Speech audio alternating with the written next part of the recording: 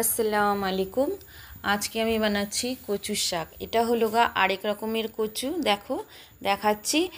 সেটা নাম হলো, কচুটার নাম হলো শোলা কচু বলি আমরা। আর দেখো, প্রথমে একটু জল দেব কড়াইয়ের মধ্যে, দিয়ে নুন দিয়ে এটাকে 5 মিনিট বয়েল করে নেব, আর জলটা ফেলে দেব। তারপরে আর ছাঁকনির উপরে ছেনে নেব, নিয়ে এটাকে রাখবো কিছুক্ষণ। দেখো আমি দেখাচ্ছি, হ্যাঁ, এরকম শুকনো শুকনো হয়ে যাবে। তারপরে শুকিয়ে যখন যাবে না, কি করব, যে মশলাটা আপনাদেরকে দেখাচ্ছি। আমি একটা রসুন নিয়েছি, আর শুটকি মাছ, একটা পেঁয়াজ আর কাঁচা লঙ্কা নিয়েছি।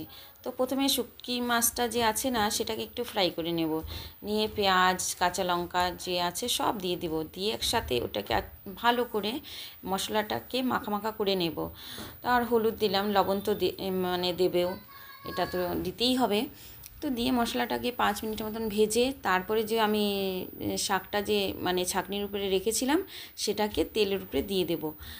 তারপরে কি করব, এটা তো বেশিক্ষণ একটা ঠিক নাড়াচাড়া করতে হবে না, 5-10 মিনিট নাড়াচাড়া করে এটাকে নামিয়ে নেব। তো হয়ে গেছে আজকে আমার কচু শাক। কিন্তু এটা খেতে এত স্বাদ, বেশিরভাগ আমরা বাঙালি মানুষরাই এটা খাই, তো খেয়ে থাকি সবসময়। তো যেরকম ভাতের সাথে কচু শাক হলে খুব বেশি স্বাদ, আমরা খুব ইয়ামি ইয়ামি বলি।